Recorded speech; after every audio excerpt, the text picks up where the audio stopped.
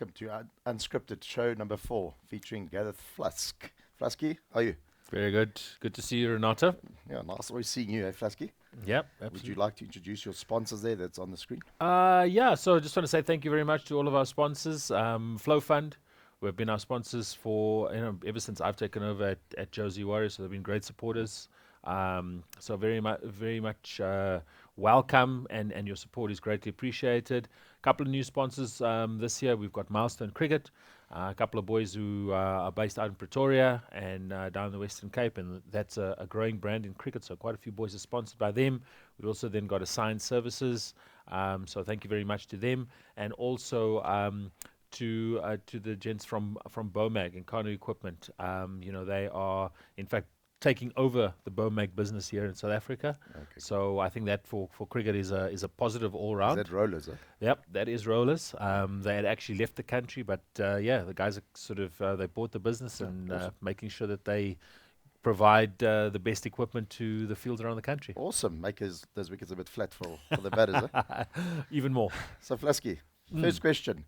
How's it been as director of the Warriors for the last 2 years? Look, I tell you what, it's been a learning experience. I think coming in as as a player and then being away from cricket for a long time, I think it's certainly an experience to see the full range. And if I say the full range, I mean anywhere from under 10s all the way through to seniors. Players, I think we make a big comment about it. Players are certainly different now, especially your seniors age group. Guys who sort of 20 plus. Yep. They see the game quite differently. Their views on how they play are very different. The one thing that I do enjoy, though, I do enjoy the juniors. My son is involved there. Oh, okay.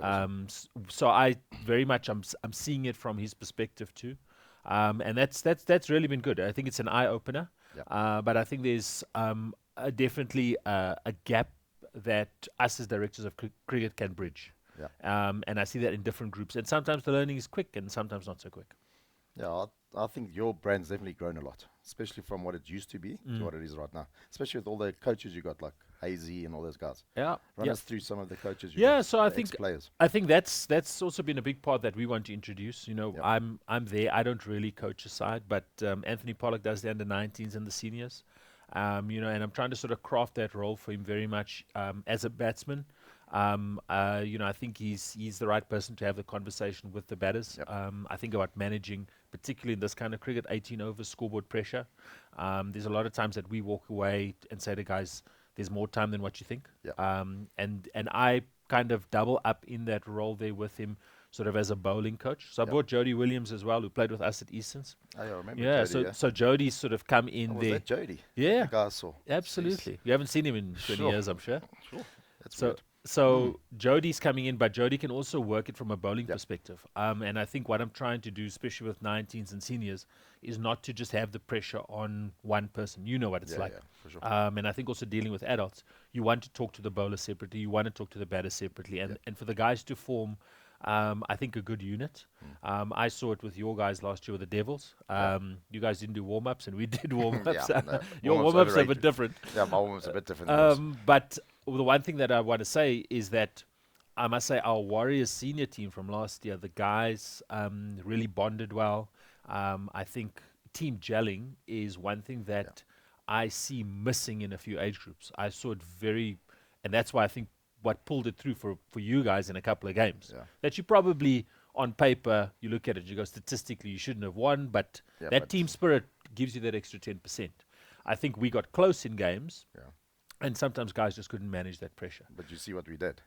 Depth in the batting. And I think that's the That's key. what carried it, yeah. I think that's the key. You absolutely can you need a couple of bowlers Yeah. to really put a bit of pressure. But if you have batting depth, and because you can have that 14, then you can absolutely manage that. And I think it's a big learning that we took from you guys as well. So from a bowling side, I think that balance also needs to come in. From a batting side, you need to have the right person to have the conversation. And from my side as a director of cricket, I hover a little bit between all the different teams, because I think all the different teams need a different sort of hand the 17s. Different aspect. Absolutely. of The the 17s are different to the 19s.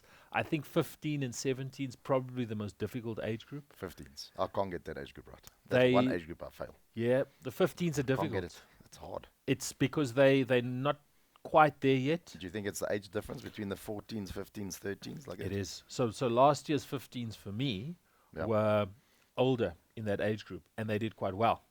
So what happened is that they pushed and they went into top 4, and they did really well with Andre Seymour. So Matthew Seymour, Andre's son, was in that team, but they were the bigger boys in that age group. Yeah. I've got the juniors this time. Well, same for me. Yeah. and we're and struggling. and we're struggling. But the one conversation and the message that I put out to the parents last week was, Yeah. understand that if your son's turned 14, they're almost playing against somebody who could be 18 months older than them. Yeah. Could be turning almost 16. Absolutely. So There's a 2-year gap. there's that 2-year jump because you're going 13 to 15. So I've said you've got to be patient. So that age group, and I think they also struggle, that similar sort of struggle is also with 17s. And it's with boys growing up. Yeah.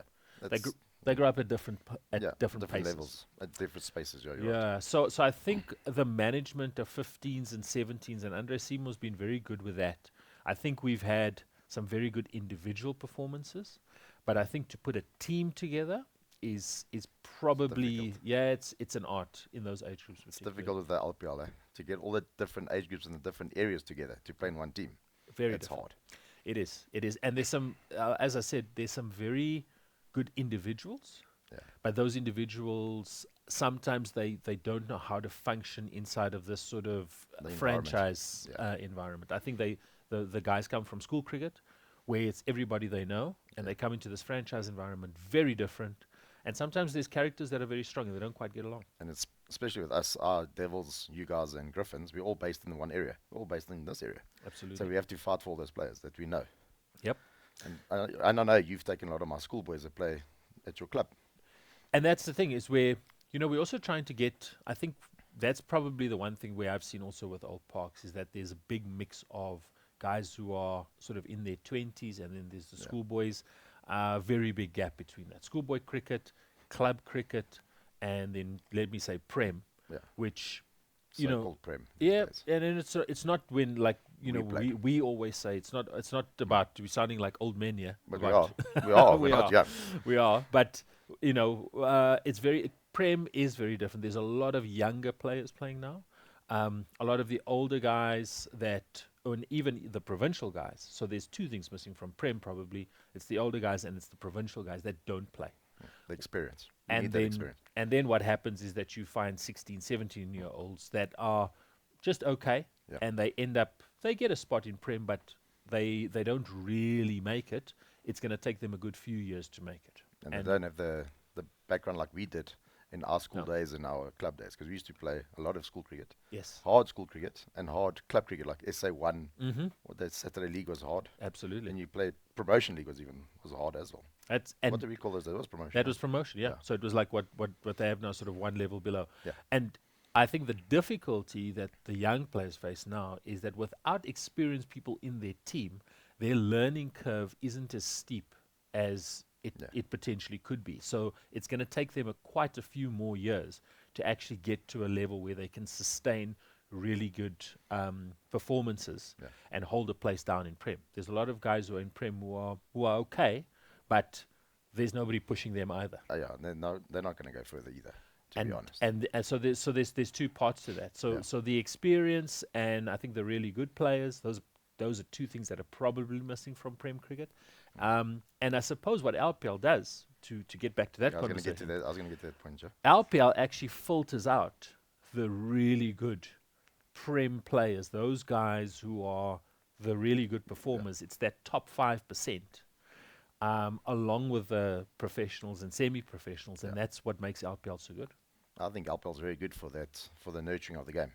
Absolutely. I think it's a great stepping stone for all those guys to go into Prem Yep. and into semi-pro and then pros. Yeah, Especially with experienced guys like Yeah. myself, you, Hazy, Yeah. all those type of guys. absolutely, and that's what we try to get that message to them. Sometimes it takes a little while longer because we don't spend that much time together. Yeah. You think about the competition, 4 or 5 weeks, and it's done. And it's done.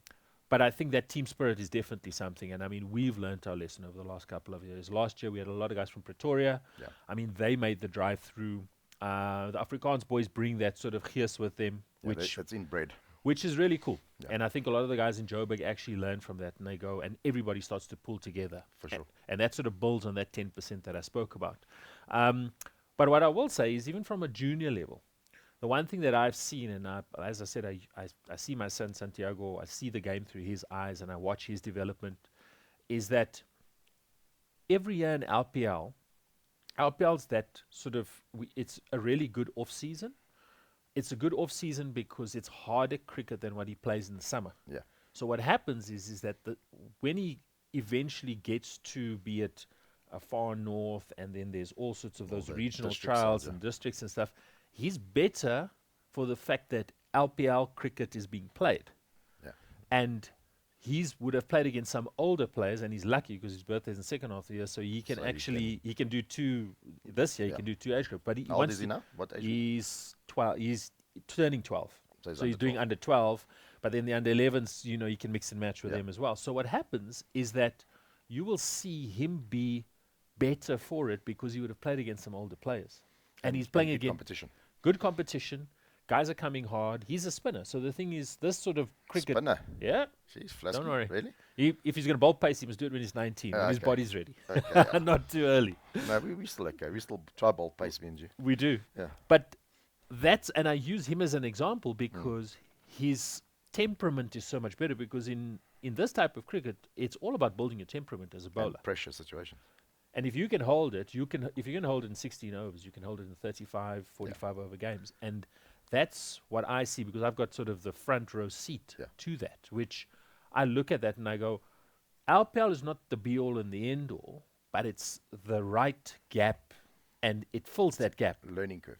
I think it's a great learning curve for them. Fantastic. And they experience difficult situations quickly. Not just 50 overs and time cricket. You got to be there under the pump from ball one. And when those pressure situations hit, they know what to do. Yeah.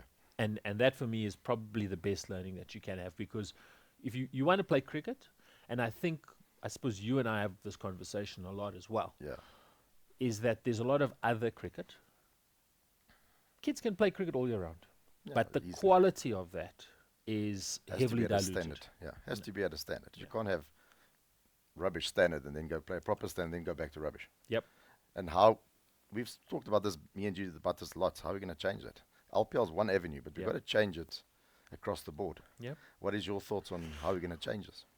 Look, I think the LPL has to be discussed. It has to be, and I think the LPL is probably the right model. To get, number one, the right players involved. If you think about it, and Ziad and the LPL recognize this, is that there's some kids who can't actually make LPL teams, which is why Division 1 happens. Yeah. We've picked up a bit of talent from Division 1 because there were some kids maybe injured, didn't play, rugby, whatever the case might be. We picked up some under 15s, under 17s from there. We were like, great. Some kids might have fallen through the system, but we've picked them up. That's cool. So the model is really good. I think the other thing about LPL is not only getting the right kids to play. Second thing is the competition's only about 4 or 5 weeks. Yeah. You don't want it running over months. It's too much. It gets diluted. People lose interest. And those are probably the two things. And then the next one that I would mention is the right quality of coaches involved. Yeah. So get the right people involved from a cricket point of view.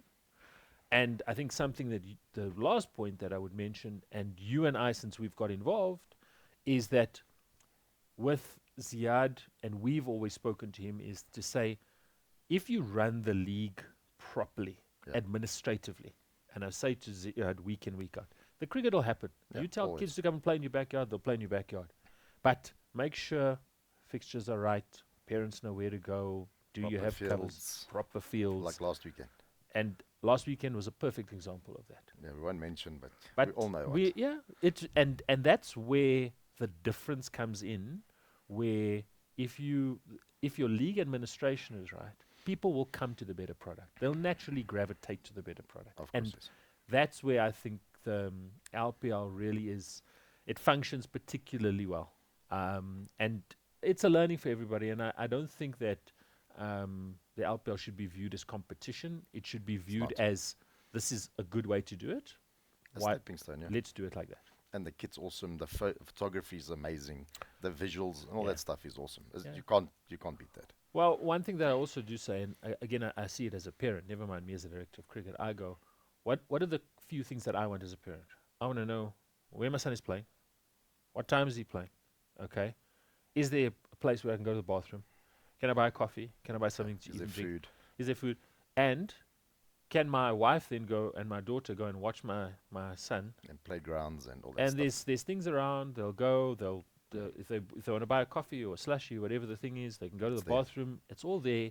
It's all self-contained. So it's the experience beyond just It's the a cricket. family experience. The cricket is there, and the cricket will always happen. But everything around that, and we say it's peripheral because it's not cricket, but it's so important because remember, the parents are the ones that are paying. Yeah, of course, yes. They're the stakeholders. Yeah, they do, are. do they want to? Do you really want them driving out to all sorts of different venues, and they don't know what they're going to get there as an experience around the game? No, it has to be an awesome experience. And I think that's where, Z and his team have absolutely got it right. There's a lot of learnings. And even the Hawks, they drive from the Free State Yep. every Friday or Friday Saturday morning. Saturday morning. They wake up at 3 o'clock in the morning. Yeah. We must have a shout out for those guys. I think to Gerard and all of his guys. I mean, there's a guy He's on called the podcast next year. yes, and VM Erasmus, who's was at Grey. He's now a Korfsi's boy. Yeah. Those guys have been so committed, and I say it's so wonderful to have people like that involved. It's awesome. We put it on the group during the course of the week. I think just because we've welcomed them as players and teams and coaches into our setup, brought more competitive cricket, There's some talented boys there. talented boys, and I think we'll see a lot of it in the senior competition as well. Yeah. Which I thoroughly enjoy because then it makes our guys measure up against that too. And then they know there's guys knocking the door, Absolutely. taking their spots. Absolutely. And I'm going to take some of those players. And we look the auction's coming. I'm gonna Everybody's take got one or money two to there. spend. Oh, yeah, Everybody's got definitely. money to spend, and I think probably the one thing in that senior competition is if you can have a player that's got that X factor, one or two players you can base your team around it, and you can absolutely fly. Exactly what I do. Not one or two. I've got a couple there. Yeah, you do. And also saying under 19s is also a good structure for us to go through to the men's. Yeah. Well, that's the conversation that I had Remember we had this conversation. very early with under 19s. I said under 19s, if you're part of the bigger squad anyway. Yeah. And They're there. if you perform in this under 19, you stay part of the system. And I think a lot of them have been able to make that step. Some guys just fit into it a lot more natural. A lot of guys, their learning curve is a lot slower. But I don't mind that. Yeah. And I also say to guys, I've seen it with some club players. I mean, Chandler that came over to you last year. Good bowler. Yeah, good bowler. And I said to him, and it was almost like I think he learned a lot from me. The He- way I Yes. saw the game from my side. very much so. And for me, Chandler last year was a really good example because I'd seen him at clubby and he had got injured, and I saw he's got a hell of a lot of heart. And almost by virtue of the auction, I said, it's okay if he goes. Yeah. That's fine. And that benefited him not being with me in the Old Park season, where he was bowler of the year. And he batted well as well. Batted well too, and most importantly for him, and I said this is the one goal that he needed to have for the whole season, Play. was to play and be injury free. And he did. And absolutely, yeah, bit of a hernia, but he'll take care of that during off season. A lovely human being. And Chandler's he's Lovely. so genuine, and a big shout out to you, Chandler, because that for me is the type of, I think, personality that we're looking for as coaches now. He's a coachable person. Yep, and the thing is, I think we see a lot of elements of ourselves in players like that because we're going week in, week out, comes to training. Yeah. We'll bowl. You ask him to do something, he's He'll like, do it. cool, we'll do it, we'll try it. And there's a coaching conversation that can happen, and he's very good at giving feedback, but I think he's also open to receiving it, as you said, Big coachable. time. Big time. Very coachable. I told him last year we had to bowl what to do. Took most of the wickets for us. Yeah. I didn't know the guy from a bar set. But Love the guy. but Love but the you guy. see, and that's where I think a lot is written about it and a lot is spoken about it. But there are a lot of players now that because they've reached a certain Yeah. level, they think they know their game. No, they think, yeah. And what happens is that as a coach, then you've got to almost like break through that barrier. Number one, And we know who we're talking about. and look, there's lots of different players, but Jack. but it's also about being open to a conversation. Yeah. And I think if you're open to a conversation and willing to go to a coach and say, help me, a lot of times I think because of the environment that we've grown up, sometimes we're quick to give advice and we've got to stop ourselves. It's the way we give advice. It's the way we Because give advice. we're hard, me and you. We brought up the hard way. We are, and you a little bit harder than me. A little bit, yeah. But Just a tad. no, but that, and we were different players in that way too. And we played together yes, a lot. But I suppose that's also about having different personalities in the team. You have to have different personalities. You can't have just one type No. of personality. No. And I think that's also why I enjoy. That's why I'm so loved. Well, yes, well, it goes both ways. Yeah. It depends who you ask. Yeah. My kids. Yeah. Yeah.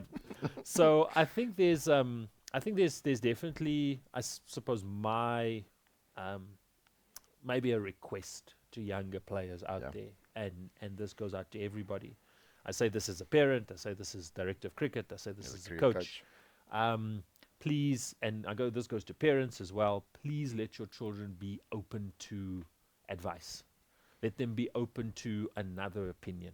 They don't have to listen to it, but let them hear it and go, maybe this is right for me, maybe it's not right for me. A lot of times I find that it's just as soon as you want to have the conversation or ask a question, there's a lot of talking and potentially not a lot of listening Yeah. from player side. As a coach, similarly, I also encourage the coaches to say, ask the right questions. Yeah. Because sometimes we as coaches don't ask the right questions, and maybe that's the opening. But to we the must also conversation. listen. Coaches must listen to the players. Absolutely. What they're feeling. You never know. Yeah. That's why I've learned a lot about coaching. Yeah. It's given me a lot of grey hairs, but I also listen to what the players need. And you try accommodate it in the way that they thought it was their idea. Yeah. And then you'll see you get better results out of Yeah. players. And sometimes I've learned this as a coach as well. Sometimes what you've got to do is, if they feel so strongly about their opinion, there's a lot of opinions from players now. I've learned not to take it personally. No, can't. I've also said then, if you want to follow that, you want to go your that way, route, then go your way. Let's see how it goes. Yeah. And in that way, as a coach, it's a bit of a waiting game. Yeah. Sometimes the wait isn't all that long. Yeah. But it's Sometimes it is. and sometimes it is. But it's a waiting game. Yeah. But you've also, I think, as coaches, we've got to wait for those players to be ready for the conversation. It's like prime example, Bryce Jose at my school side. I couldn't get into him. By the time he's come to you guys, he's become a totally different cricketer. He's matured as a cricketer. Yes. He's become a very, very good cricketer. But I couldn't just get into his head. Yeah. I just thought that he didn't believe in my big hitting ways and stuff. Yeah. But now he's changed his game. Thanks to you and Noz. Yeah, At look, Parks. and I think Renato, I think it's a combination of both. I think for a player like Bryce, he's needed both of our influence. Yeah. Because our approaches are different, and we've also then said, I think you've allowed him a great deal of freedom. Yeah. He's gone out there, and at school cricket, he's been able to lead that batting lineup for you. Yeah. Very good results, able to achieve. And when I see him in an under 19, and he's with Polly at under 19s and at Josie Warriors, and then in a Prem setup, I've seen his results, then I've allowed him to be and say, Bryce, you've learned a lot about your game, go out there and play. Yeah. And about that, it's about the player's personality too. Not very loud, but I think has got incredible powers of concentration. A lot. And is sometimes understated in that way, but will really knuckle down, knows what he wants to do. And look, as an opening He's a batter, grinder. Yeah, he is a grinder. As an opening batsman, though, sometimes you do get a good ball, and that's it. That's cricket. But he's a player that that if you don't get out early, Yeah. you're in for the long haul. And those are the types of players that us as bowlers don't like bowling to. Yeah. Especially the ones that play and miss all day. Huh? We've done a lot of those, huh? We have. Yeah, a lot. Quick one, Flusky, run us through the over 40s. It was good. You made the Gauteng side. I did. I think competitive in parts. I think there were two look very good teams that were there. And this is I think that Western Province and us as Lions, we were very keen to meet Western Province in the final. We tactically, a game against Border didn't quite go our way, and we didn't score enough runs up front, couldn't defend it. So I think we did see that it was the first iteration of the over 40s as well. Yeah. I was actually the oldest member of the Lions side. What I did see that they're probably yes, competitive, very much still a batter's game. I think as bowlers, the guys do need to be able to get through overs and to get through 4 days of cricket. And it ended up being 4 days of cricket in a row because Monday rained out and nobody played. So I think the learnings for me are, number one, fitness, just all round, and that's to everybody, batters, bowlers, fielders. Yeah. I think fielding, I think that is the one thing as the Lions side potentially let us down a little bit. And then, it happened that way. Yeah. I think our batting was superb bar one day. We batted teams out of it, and we were able to really defend that with the bowling. And I think that's the gap there as well. You'll see it and I think going forward with World Cup, interprovincials, all that sort of stuff going forward, 50s and 40s. I think it's a big question on your fitness. Can you make it through the 4 days? Fielding, still hell of important. Yeah. The batters still come out. The batters hit it hard. I mean, Carl Smith from Eastern's smashed it. I mean, we were lucky to get him out in the game that we played. You cleaned him up? I did. And I was trying it again, and I didn't get it right in the Eastern's game. I went for runs. I heard him first, remember? Yeah. So, and that's where it is. So there's some very good batsmen out there. Quite a lot of different approaches, and I would say, preparation. As I say there, batting, bowling, fielding, all that preparation stuff. You need, we've had a conversation, between ourselves, and I think everybody has just said from a preparation point of view, you need at least 6 weeks. It needs to be structured more, a bit better. Yeah, structured. One thing that I will say, and just everybody in terms of the communication between us all, it was mentioned and said that the 40s team really sort of as a group, I think the guys know each other fairly well, really gelled as a team. And even in a short space of time, I must say the team spirit was so lekker. Awesome. Fines meetings, which don't happen anymore at Prem. They don't happen anymore. Until I come there. Yes, and that's why you often are a special invited chairman. Yeah. But that's the one thing that I would say about this, and it was such an enjoyable week. Fines, guys getting together, and fines is not about drinking. Fines is about with laughter. It's talking about the day. Yeah. It's getting maybe the awkward situation. Just it's fine. We're carrying on. I think, and I must say a shout out to all the guys that were in our team. Didn't drink, like Baruchi, Kwes, Yasidita, all of those oaks stuck around. Everybody had a really good time. We've all got families. We've all got a place to go afterwards. But guys, like our afterwards, rub downs, ice baths. That's the Garni in the pool. Garni there, and I must say we had such a laugh, and awesome. It was so cool. I think that's probably we've made memories again, and that was so. I think probably the most enjoyable part of the week. Yeah, we were winning, bar one game, but it is what it is, and you carry on.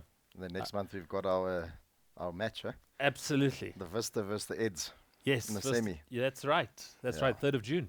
3rd of June, yeah. Yeah, so it'll be a big one. Flusky, thank you once again. It was Thank you. Great chat with you. It was actually awesome chatting to you. Yeah, it's great, man. Awesome. Over and out.